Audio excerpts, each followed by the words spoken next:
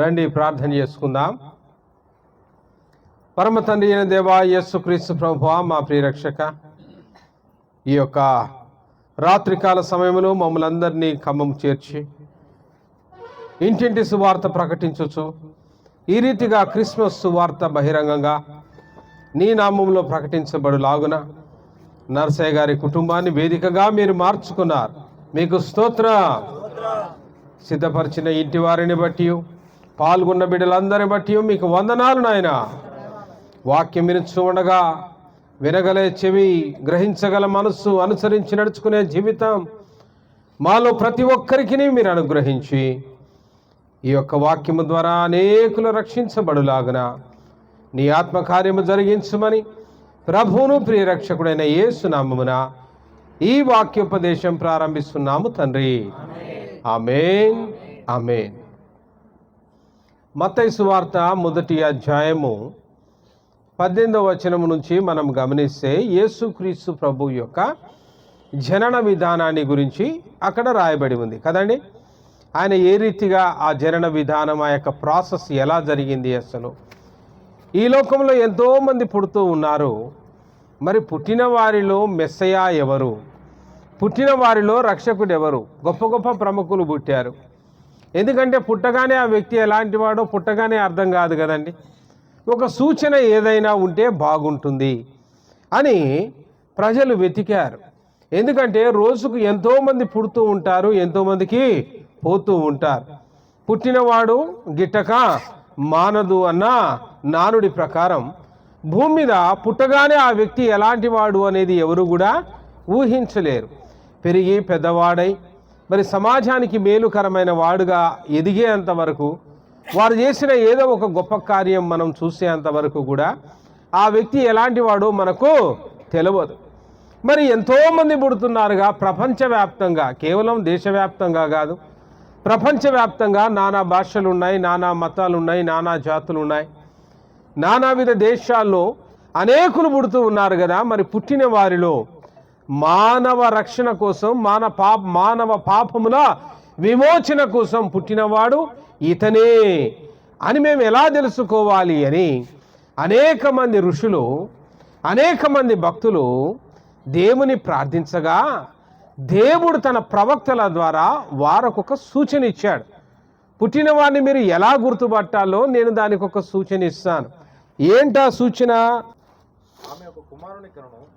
ఆమె ఒక కుమారుని కనును, తన ప్రజలను వారి పాపముల నుండి ఆయనే రక్షించును గనుక ఆయనకు యేసు అను పేరు పెట్టుదువు.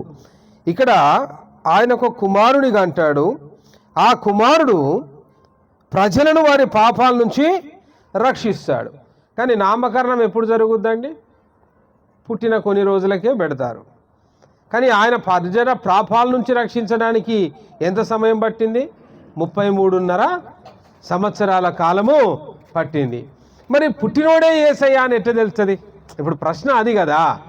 33.5 సంవత్సరాలకు ఆయన శిలువ మరణం పొంది ప్రజలను వారి పాపాల నుంచి రక్షించాడు కాబట్టి ఈయనే యేసు అని 33.5 సంవత్సరాలకు మనం గుర్తుపడతాం. కానీ మరి ఈయనే యేసు అని పుట్టగానే మనం ఎలా గుర్తుపట్టాలి? సూచన అయితే బాగుంది. పుట్టినవాడు ఎవరైతే వారి ప్రజల పాపాల కోసం బలైతాడో, ఎవరు వారి ప్రజల పాపాల కోసం ఈ లోకంలో మరణిస్తాడో, సిలువ వేయబడతాడో, రక్తం గారుస్తాడో, ఆయన యేసు అని ప్రజలు గుర్తించడానికి ఆ సూచన బాగా చక్కగా పనికొచ్చేటట్టుంది. కానీ యేసు అన్న పేరు పెట్టాలి అంటే పుట్టిన వెంటనే ఈ పిల్లగాడు, ఈ బాబు మరి రాబో సంవత్సరంలో ప్రజలను వారి పాపాల నుంచి రక్షిస్తాడు అన్న విషయాన్ని ఎలా తెలుసుకోవాలి? How it is possible? 33.5 సంవత్సరాల తర్వాత జరగబోయే సంఘటనను ముందుగానే ఎలా పసిగట్టి ముందుగానే యేసు అనే పేరు ఎలా పెట్టగలం? అంతే కదా, ప్రశ్నే కదండి. అవునా? ఇది ఏ రీతిగా మేము గుర్తుపట్టాలి? దానికి ఇంకొక సూచన చెప్పాడు. అదే 22వ వచనంలో ఉంది. ఏంటా సూచన? ఇదిగో కన్యక గర్భవతి అయి కుమారుని కనును, ఆయనకు ఇమ్మానుయేలను పేరు పెట్టుదురు. హల్లెలూయా, యేసయ్యకే మహిమ కలుగును గాక.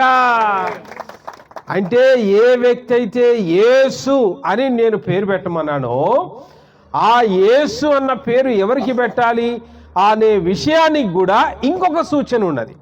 ఒక సూచనేమో ఆ వ్యక్తి పెరిగి పెద్దవాడై లోక పాపములు మోసుకొని పోచున్న దేవుని గొర్రెపిల్లగా మానవాళి కోసం ఆయనే మరణిస్తాడు, ప్రజలను వారి పాపముల నుంచి విడిపిస్తాడు. కాబట్టి ఆయనకు యేసు అని పేరు పెట్టాలి అనేది జరగబోయే భవిష్యత్ ప్రవచనం అయితే, పుట్టిన ఈ పిల్లవాడే యేసు అని మేము ఎలా గుర్తుపట్టాలి? రోజుకు ఎంతో మంది పిల్లలు పుడుతూ ఉన్నారు. ఖమ్మం గవర్నమెంట్ హాస్పిటల్లో రిజిస్టర్ చూస్తేనే రోజుకి ఎంతోమంది పిల్లలు పుడతారు. ప్రైవేట్ హాస్పిటల్ రిజిస్ట్రేషన్లు చూస్తే ఎంతోమంది పుడతారు. ఒక్కసారి ఈ సేవా అప్లికేషన్లు, జనన మరణ ధృవీకరణ పత్రాలు చూస్తే ఒక్క రోజులో పుట్టిన అనేక మంది పిల్లలు ఉంటారు. మరి ఇంతమంది పుట్టిన పిల్లలలో ఈ పుట్టిన వాడే యేసు అన్న విషయాన్ని ఎలా తెలుసుకోవాలి అంటే 22వ వచనంలో ఆ సూచన చెప్తూ ఉన్నాడు. పుట్టినవాడు ఎలా పుడతాడట? ఇదిగో కన్యక గర్భవతి అయి కుమారుని గనును. భూమి మీద ఏ కన్యక అయినా గర్భవతి కాకలదా? ఒక కన్యక గర్భవతి అవుట అసాధ్యం. గర్భవతి అయితే అసలు కన్యక ఎలా అవుతుంది? కాబట్టి కన్యక గర్భవతి అవుట అసాధ్యం. ఈ అసాధ్యాలన్నింటినీ కూడా సుసాధ్యం చేయగలిగిన వాడే మహోన్నతుడైన దేవుడు. హల్లెలూయా. అందుకే అదే మీకు సూచన. అన్నీ కామన్గా వీళ్ళకు పెళ్ళి అయిపోయింది, మరియమ్మ యోసేపులకు మంచి సంసార జీవితాన్ని మొదలుపెట్టారు, ఒక కుమారుడు పుట్టాడు అంటే ఏముంది? అందరి ఇళ్లలో జరిగేదే, దాంట్లో పెద్ద ఆశ్చర్యం ఏముంది? మరి దాంట్లో పెద్ద అద్భుతం ఏముంది? దాంట్లో మిరకిల్ ఏంటి మిరకిల్ అంటే అసలు పుట్టేవాడు పురుష ప్రమేయము లేకుండా కన్యక ద్వారానే పుడతాడు. ఏ పురుషుడు కూడా ముట్టని వారినే కన్యక అంటారు. మరియా అప్పటికి కన్యక, లోక నిందబడకుండా ప్రధానం మాత్రమే చేయబడిన కన్యక. అప్పటికి ఇంకా యోసేపు మరియమ్మలు వారి దాంపత్య జీవితాన్ని ప్రారంభించలేదు. ఎందుకంటే వారికి ఇంకా పెళ్ళి కాలేదు, ప్రధానం మాత్రమే చేయబడిన కన్యక. కాబట్టి ఏమాత్రం పురుష ప్రమేయం లేకుండా పరిశుద్ధాత్మ మరియ మీద ఆవరించగా ఈ పరిశుద్ధాత్మ ద్వారా మరియా గర్భము ధరించెను. ఇప్పుడు చాలామంది నాస్తికులు ఈ ప్రశ్నను సవాల్ చేస్తూ ఉంటారు. ఇదేట సాధ్యమా? పిట్టకథ లేదు మీరు చెప్తా ఉంటే. How it is possible? ఇట్లాంటివి అన్నీ అవుతాయా అంటే అయితే ఎందుకైతే చెప్తా. ఖమ్మంలోనే బోర్డెడ్ IVF సెంటర్లు ఉన్నాయి, కృత్రిమ గర్భ ధారణ కేంద్రాలు బోలెడని ఉన్నాయి కదండి. టెస్ట్ ట్యూబ్లోనే ఆ యొక్క బేబీని తయారు చేసి నీ యొక్క గర్భములోకి పంపించగా 9 మాసాలలో నీవు పండంటి కుమారుడికి జన్మనిచ్చేదవు. ఇది మానవుడి యొక్క టెక్నాలజీ. ఎవరి టెక్నాలజీ అంటే it is a human technology. After the human being can do this much of things, the heavenly Father, why cannot he do? Hallelujah. యేసయ్యకే మహిమ కలుగును గాక. అరే మానవుడే పురుష ప్రమేయం లేకుండా టెస్ట్ ట్యూబ్లో బేబీని తయారు చేసి స్త్రీ యొక్క గర్భంలో పెట్టగా కుమారుని కనునట్టుగా పురుష ప్రమేయం అక్కర్లేదుగా, భర్తతో పనే లేదు, కేవలం ఒక వీర్య కణముతోటి టెస్ట్ ట్యూబ్లో ఒక కుమారుని వాడు తయారు చేయగలిగినప్పుడు ఆయన సర్వ సృష్టికర్త అండి, సర్వాంతర్యామి, సర్వలోక రక్షకుడు. అట్టివాడికి పరిశుద్ధాత్మ ద్వారా కన్య గర్భమును ధరింపచేయుట చాలా అల్పమైన విషయం. అదొక పెద్ద విషయమే కాదు. దాని గురించి పెద్దగా అంత బుర్ర జించుకొని జుట్టు రాలే అంత గోక్కోవాల్సిన అవసరము లేనే లేదు.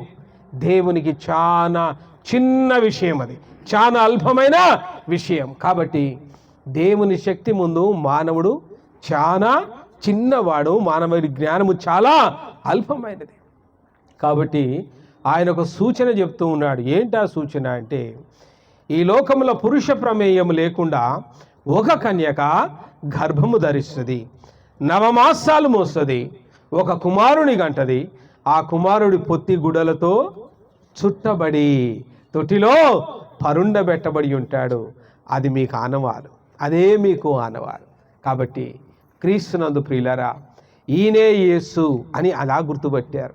ఈ విషయం మరియమ్మకు చెప్పారు దూత. ఇదే విషయం ఎవరికి చెప్పారు? యోసేపుకు చెప్పాడు. ఇదే విషయం గొల్లలకు చెప్పాడు. ఇదే విషయం దేవుని యొక్క లేఖనాల్లో రాయబడి ఉంది. ఈరోజు 2025 సంవత్సరాలుగా ఇదే విషయం సర్వ ప్రపంచమంతా, సర్వ మానవాళికి, నానా భాషలలో, నానా జాతులలో, నానా మతాలలో క్రిస్మస్ వార్తగా ప్రకటించబడుతూనే ఉంది. హల్లెలూయా, యేసుకే మహిమ కలుగును గాక. కాబట్టి క్రీస్తునందు ప్రియులారా, యేసు అని పేరు పెట్టండి అన్నారు. పుట్టబోయేవాడు ఇమ్మానుయేలు అని రాయబడి ఉంది. మరి ఇదేందండి?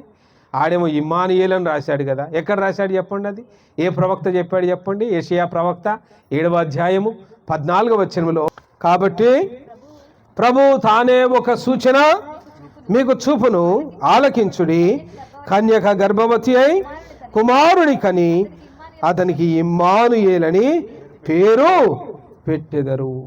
ఇమ్మానుయేల్ అనే పేరు పెడతారని యెషయా అన్నాడు కదా. మరి ఇక్కడ యేసు అని పేరు పెట్టమని దూతలు చెప్తున్నా ఎందుకు? దూత వచ్చింది, గాబ్రియేలు దూత, ఆయనకు యేసు అని పెట్టమ్మా. ఇమ్మానుయేల్ అన్న మాటకు దేవుడు మనకు తోడు, అంతే, తోడు మాత్రమే. కానీ యేసు అన్న మాటకు అర్థం ఏంటట? ఏమని రాయబడి ఉంది? ఫుట్ నోట్లో చూసుకోండి. అక్కడ యేసు అన్న మాటకు ఏమనుంది? రక్షకుడు. చెప్పండి, యేసు అనగా, యేసు అనగా, యేసు అనగా యేసుని నమ్మండి, యేసుని నమ్మండి. కాబట్టి యేసై నమ్మితే రక్షణ. యేసు అన్న మాటకు రక్షకుడు. ఆయన ఇమ్మానుయేలుగా తోడుండే దేవుడే కాదు, కానీ అంతకంటే ఒక గొప్ప కార్యం చేయబోతూ ఉన్నాడు. అట్లా ఎన్ని పేర్లు ఉన్నాయో తెలుసా యేసైకి? బైబిల్లో 198 పేర్లు ఉన్నాయి. ఒకటి కాదు, రెండు కాదు. ఎగ్జాక్ట్గా ఆదికాండం మొదలుకొని ప్రకటన గ్రంథం చివరి వచనం వరకు నువ్వు లెక్క పెట్టుకుంటే యేసుకున్న పేర్లు, only the names of Jesus Christ, Yesu Kristu ప్రభువుకున్న పేర్లు 198 అక్షరాల కింగ్ జేమ్స్ వర్షన్ ఆఫ్ బైబిల్లో, ఇంగ్లీష్ బైబిల్లో పట్టుకొని ఒక టీం, ఒక బైబిల్ కాలేజ్ టీం, వాళ్ళంతా కూడా క్రూడెన్స్ అంటారు ఆ టీంని. ఈ క్రూడెన్స్ టీం అంతా కలిసి ఒక కాంకార్డెన్స్ తయారు చేశారు. కాంకార్డెన్స్ అంటే పర్యాయ పదాలు అంటాం కదా. ఒక వ్యక్తికి ఉన్న నానావిధ పదాలను పర్యాయ పదాలు అంటాం. ఈ పర్యాయ పదాలు ఎన్ని ఉన్నాయంట బైబిల్లో? 198. అట్టేందండి, గని పేర్లు ఎట్టుంటాయి ఒక మనిషికి? ఓసారి ఇట్నే ఒక యూత్ మీటింగ్లో ఒక యవనస్తుడు చలాకీగా ఇట్నే అడిగిండు, అదేనండి, ఒక్కడ యెహోవా అంటాడు, ఒక్కడ యేసయ్య అంటాడు, ఒక్కడ క్రీస్తు అంటాడు, యేసట, క్రీస్తట, యెహోవా అట, పరిశుద్ధాత్ముడు అట, మెస్సియా అట, గిన్ని పేర్లా? ఎన్ని పేర్లు అండి ఉన్నాయి అంటే? అరే నీకు ఎన్ని పేర్లు ఉన్నాయి చెప్పురా? నాకే ఒకటే పేరు ఉన్నది. ఏం పేరు? రమేష్. మీ నాన్న ఎట్ట పిలుస్తాడు? నేను ఒరే బాబుగా అని పిలుస్తాడు. మీ అమ్మ ఎట్లా పిలుస్తుందిగా? బాబు అని పిలుస్తాడు. ఆహా, మరి మీ చెల్లి ఎట్లా పిలుస్తుందిరా? ఒరే అన్నయ్య అని పిలుస్తుందట.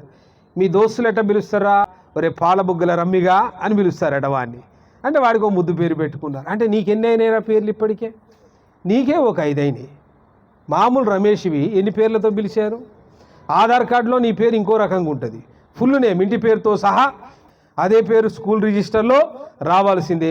అంటే నీ ఒక్కడే మీ నాన్న ఒక రకంగా పిలిచాడు, అమ్మ ఒక రకంగా పిలిచింది, అన్న ఒక రకంగా పిలిచాడు, చెల్లి ఒక రకంగా పిలిచింది, స్నేహితులు ఒక రకంగా పిలిచారు.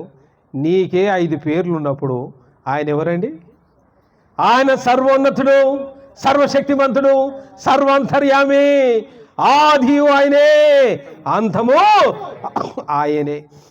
ఇన్ని తరాలలో, ఇన్ని యుగాలలో నానా విధాలుగా ఆయనను పిలుచుకుంటే తప్పేముంది కదండి? మేలు కలిగిన వాడికి ఒక రకంగా పిలుచుకున్నాడు. యేసయ్యా నా కడుపు నొప్పి పోగొట్టున ఆయన అని ప్రార్థన చేయగానే ఆమె నొప్పి పోయిందట. అరే పరమ వైద్యుడయ్యా మా దేవుడు. ఇప్పుడు ఆయన పేరేమైంది? పరమ వైద్యుడైపోయింది కదా. గొర్రెలు తప్పిపోయిన గొర్రెల కోసం వెతుక్కుంటూ ఒకడు పోయిండు. ప్రభువా నా గొర్రె దొరికితే బాగుండు నాయనా, వెతకలేక దొరుకుతున్నాననేలోగా అది కయ్యిన పొదసాట్టుండి అరిసిందట ఒక గొర్రె పిల్ల. ఆహా ప్రభువా నీవే మంచి కాపురి. ఆయన ఏం పెట్టుకున్నాడు? ఆయనకి పెట్టుకున్నాడా లేదా? అంటే ఎవరి జీవితంలో ఏ రకమైన మేలు జరిగిందో ఆ మేలుతోటి ఆ వ్యక్తిని ఆయన పిలుచుకున్నాడు కదండి. కాబట్టి 198 పేర్లు, క్రూడెన్స్ కాంకాడెన్స్ అని ఉంటుంది. మొత్తం 198 పేర్లు, వాటి అర్థాలు, వాటి బైబిల్ రెఫరెన్సులతో సహా అన్ని పేర్లు రాయబడి ఉన్నాయి.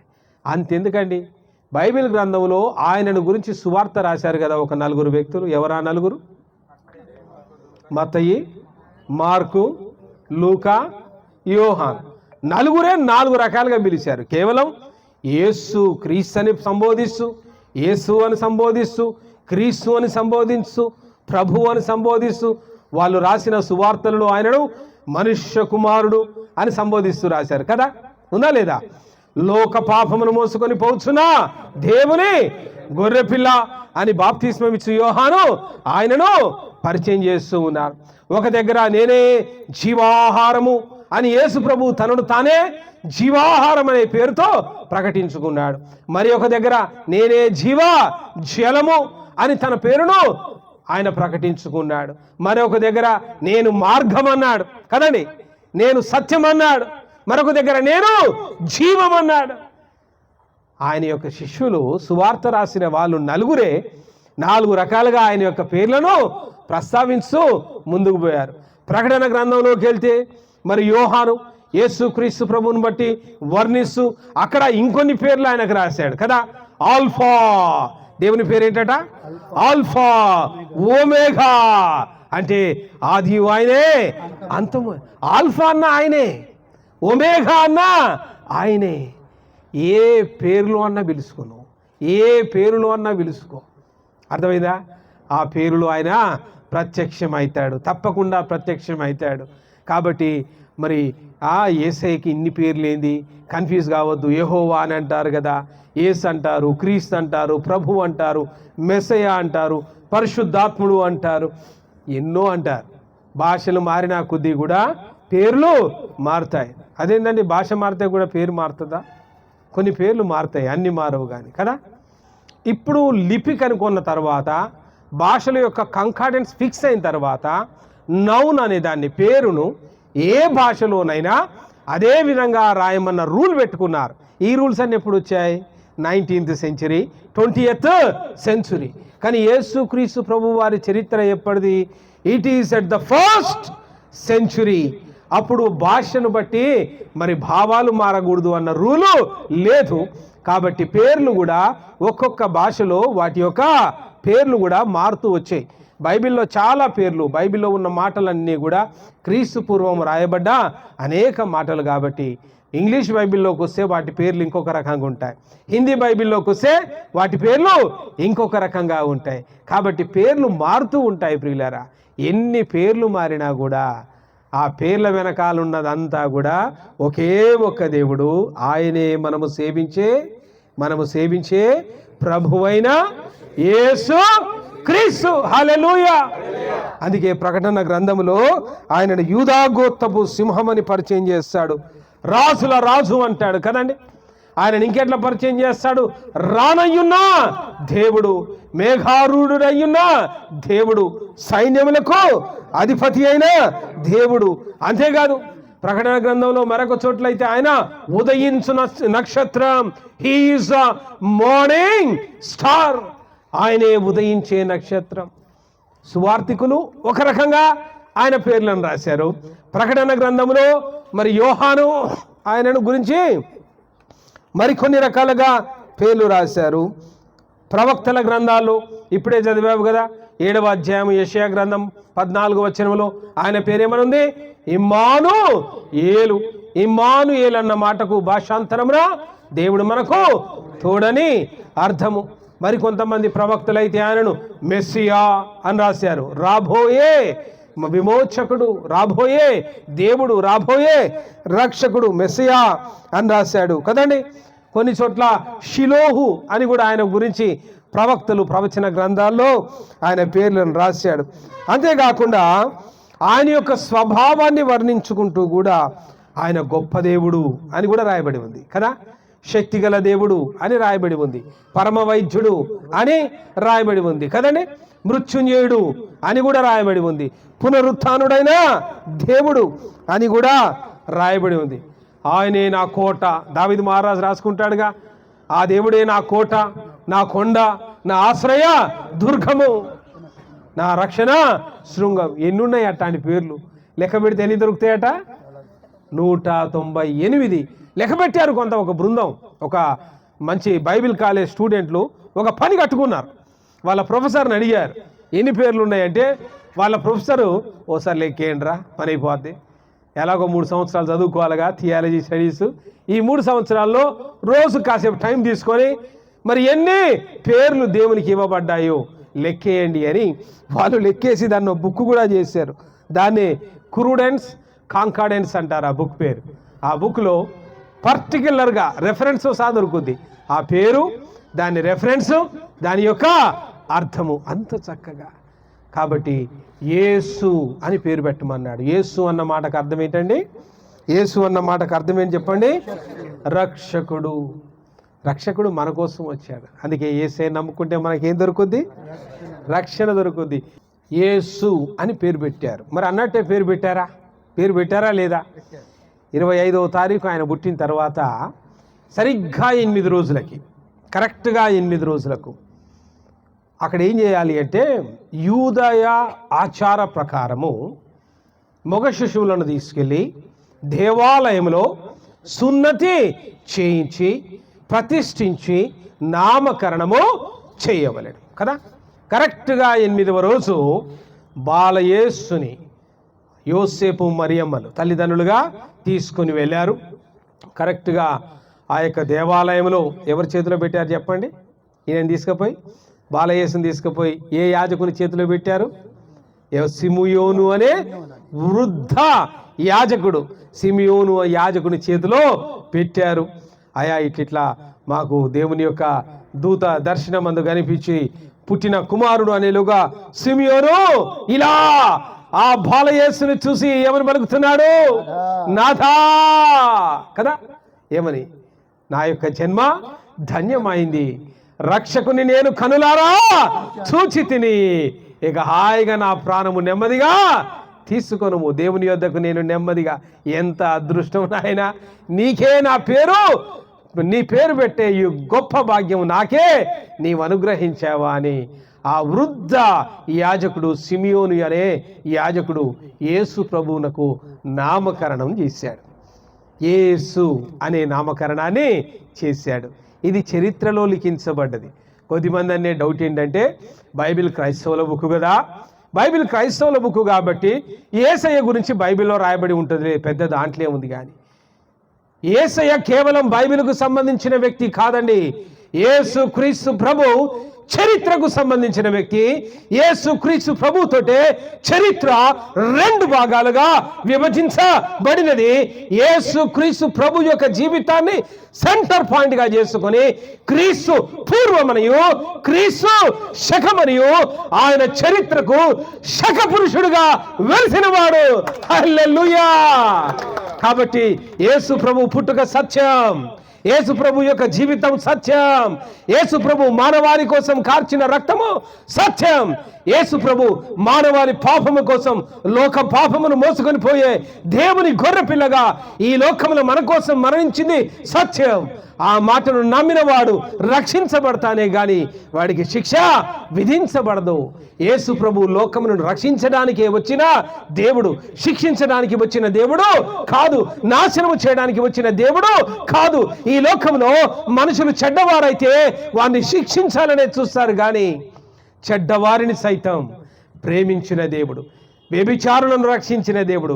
ఊరంతా రాళ్ళు బట్టి కొట్టి చంపుదామని ఆ వ్యభిచారము చేసిన స్త్రీని పట్టుకుంటే యేసు ప్రభు ఆమెను క్షమించి, అమ్మా వెళ్ళము, తిరిగి పాపము చేయకుమని వ్యభిచారము చేసిన పాపాత్మురాల్ని క్షమించి రక్షించిన దేవుడు. అందుకే యేసు అనగా రక్షకుడు. కాబట్టి ప్రియులారా, ఎంతమంది అయితే చంపాలని చూస్తారో, ఎంతమంది అయితే కుష్ఠరోగులు ఊరి బయట సమాధుల్లో చావండ్రా అని ఊరి వాళ్ళు సొంత కట్టుకున్న భార్య, కట్టుకున్న భర్త, మరి కడుపులో పుట్టిన పిల్లలు ఆ కుష్ఠరోగుల్ని వెలేసి ఆ సమాధుల్లో జీవించేటట్టు చేసి అట్టి కుష్ఠరోగుల్ని ఆయన స్వస్థపరిచి తిరిగి ఆయన సమాజంలో వారిని చేర్చుకునేటట్టుగా క్షమించి రక్షించిన దేవుడు. కాబట్టి యేసు అనగా రక్షకుడు. ఆయన దగ్గరకు వస్తే శిక్షే లేదు ప్రియులారా.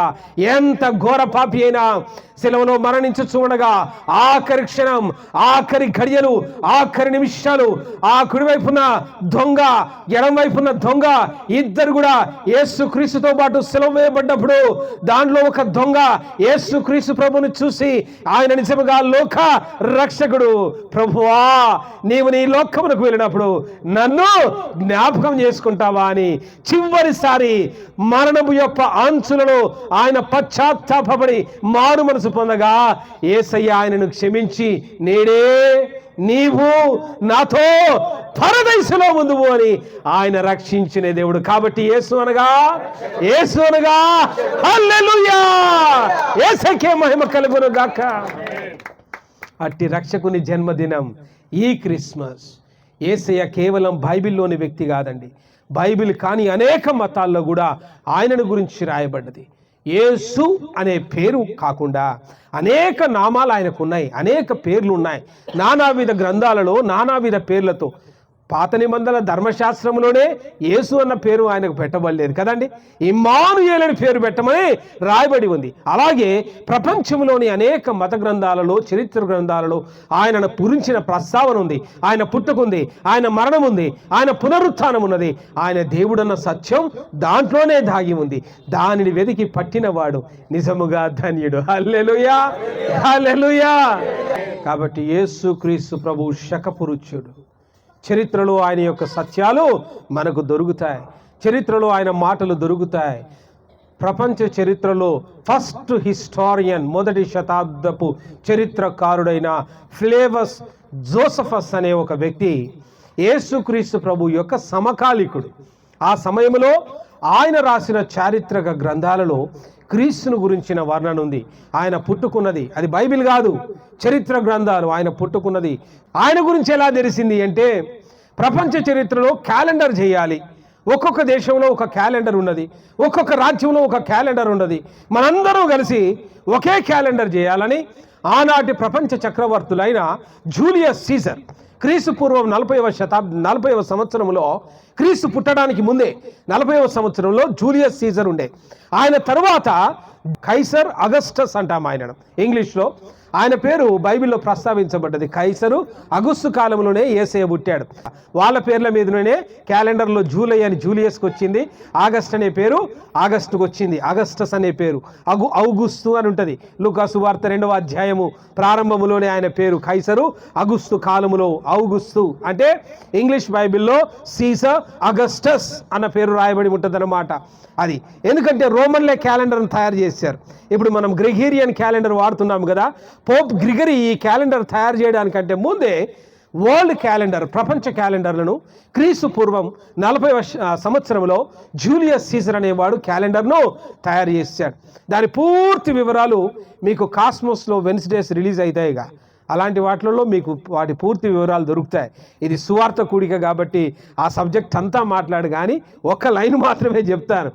ఎందుకు చెప్పాను ఈ క్యాలెండర్ అంటే, ఆయన ప్రపంచమంతా కూడా కరెక్ట్గా ఉండే ఒక క్యాలెండర్ ప్రతిపాదించండి. అప్పుడు క్యాలెండర్ ఎలా, చంద్రుని యొక్క గమనాలను బట్టి లూనార్ క్యాలెండర్లు తయారు చేసేవాళ్ళు. ఈ లూనార్ క్యాలెండర్లో 14 రోజులకు అమావాస్య, 14 రోజులకే పున్నమి, అంటే 28 రోజులకు నెల కథం క్లోజ్ అయిపోద్ది. అట్లా 10 నెలలు తిరిగేలోగా చంద్రుడు మరి 10 నెలల్లోకి తన యొక్క భ్రమణాలను కంప్లీట్ చేస్తాడని 280 రోజులకే లూనార్ క్యాలెండర్ కంప్లీట్ చేశారు. అలా రకరకాల దేశాల్లో మనకు కూడా ఒక క్యాలెండర్ ఉంది. తెలుగు వాళ్ళకు కూడా సపరేట్గా ఒక క్యాలెండర్ ఉంది, తమిళులకు ఒక క్యాలెండర్ ఉంది కదండి. మరి ఆ నార్త్ ఇండియాలో వాళ్ళకు ఎవరి భాషలో ఎవరి జాతిలో వాళ్ళకు క్యాలెండర్లు ఉన్నాయి. ఇంత అబ్నార్మల్గా ఉంటే ఇప్పుడు నా క్యాలెండర్ ప్రకారం, తెలుగు క్యాలెండర్ ప్రకారం నేను కర్ణాటక వాళ్ళకు అపాయింట్మెంట్ ఇస్తా, డిసెంబర్ 14వ తారీఖు నేను వస్తున్నా పో అని. వాళ్ళ క్యాలెండర్ ప్రకారం 14వ తారీఖు వాళ్ళు లెక్క చూసుకుంటే అది మంగళవారం వస్తుంది, నాకు శుక్రవారం వస్తుంది కదా. మంగళవారం టెంట్లు గింట్లు అన్నీ వేసుకొని వాళ్ళు కూర్చుంటాడు. అయ్యగారు వస్తా అన్నాడు మరి మీటింగ్ అని, మనం పోము, ఎందుకంటే నాకు శుక్రవారం కదా నా క్యాలెండర్ ప్రకారం. ఈ కన్ఫ్యూజన్ ద్వారా వర్తకులు అంటే బిజినెస్ పీపుల్, దేశ విదేశాల్లో వర్తకాలు చేసే ట్రేడింగ్ వాళ్లకు, మరి టూరిస్టులకి అందరికీ సమస్యలు వస్తున్నాయి. వీడు నా క్యాలెండర్ ప్రకారం నేను చెప్పుకుంటున్నా, నీ క్యాలెండర్ ప్రకారం నువ్వు చెప్పుకుంటావు. ఇట్ట కాదు, యూనివర్సల్గా మనకు క్యాలెండర్ ఉండాలి, యూనివర్సల్గా ఒక టైం ఫాలో కావాలి, యూనివర్సల్గా ఒక కరెన్సీ మనము పెట్టుకోవాలి అని మొదలుపెట్టారు. కైసర్ జూలియస్ ఏదైతే ఈ యొక్క ప్రారంభించాడో 547వ సంవత్సరానికి ఆ రీసెర్చ్ వర్క్ అంతా కంప్లీట్ అయింది.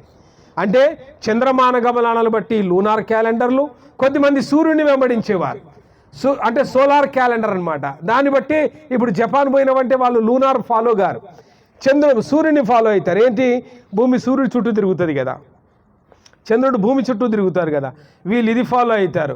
జపాన్ అంటే ఏషియన్ కంట్రీస్ అంతా సోలార్ క్యాలెండర్ ఫాలో అవుతారు. ఐగుప్తీయులు వచ్చేసేమో సెలిస్టియల్ నక్షత్రాల యొక్క కదలికలను బట్టి. ఇన్ని కన్ఫ్యూజన్లు ఎందుకురా, వరల్డ్ క్యాలెండర్ ఒకటి తయారు చేయండి. క్రీస్తు శకం 547వ సంవత్సరంలో డయోనిసస్ ఎగ్జిగ్యూస్ అనే ఒక మ్యాథమెటిషియన్ యొక్క బృందంలో ఎప్పుడు స్టార్ట్ చేశారండి? క్రీస్తు పూర్వం 40లో స్టార్ట్ చేస్తే క్రీస్తు శకం 547లో కంప్లీట్ అయింది. అంటే దరిదాపు 600 సంవత్సరాలు. ప్రారంభించిన వాళ్ళందరూ పోయినరు, చచ్చిపోయినరు. తర్వాత బ్యాచ్ లాస్ట్లో డయోనిసస్ ఎగ్జిగ్యూసస్ ఆయన చివరి వాడనమాట దీన్ని ఫైనల్ చేయడానికి. చరిత్రలో మనకు ఒక సెంటర్ పాయింట్ కావాలి. ఇప్పుడు కాలాన్ని కొలవాలి అంటే ఒక ల్యాండ్ మార్క్ కావాలి, ఖచ్చితమైన ఒక ల్యాండ్ మార్క్. చరిత్రలో జరిగిన గొప్ప సంఘటనలు ఏమన్నా ఉన్నాయా జూలియస్ సీజర్ కాలంలో అని చరిత్ర గ్రంథాలను వెతకడం మొదలు పెడితే, మొదటి శతాబ్దంలో ఫ్లేవస్ జోఫియస్ రాసిన చరిత్ర మొత్తంలో యేసు ప్రభు యొక్క చరిత్రే అన్నిటికంటే గొప్ప చరిత్రగా ఉన్నది. కాబట్టి యేసు క్రీస్తు ప్రభువుని చరిత్రకు, కాలానికి ఒక సెంటర్ పాయింట్గా, ఒక మైల్ స్టోన్గా పెట్టుకొని క్రీస్తు పూర్వమనియు క్రీస్తు శకమనియు కాలాన్ని 2 భాగాలుగా విభజించడం జరిగింది. కాబట్టి యేసు క్రీస్తు ప్రభు శక పురుషుడు, ఆయన చారిత్రక పురుషుడు. హల్లెలూయా! ప్రపంచ చరిత్ర గ్రంథాలలో ఎక్కడ వెతికినా కూడా జూలియస్ సీజర్ అనే రోమన్ చక్రవర్తి తెలవని వారు ఉన్నారు. క్యాలెండర్ను ప్రతిపాదించిన డయోనిసస్ ఎగ్జిగ్యూసస్ అనే మ్యాథమెటిషియన్ తెలవని వారు ఉన్నారు. మొదటి శతాబ్దపు చరిత్రకారుడైన ఫ్లేవస్ జోసఫస్ రాసిన చారిత్రక గ్రంథాల ఆధారం.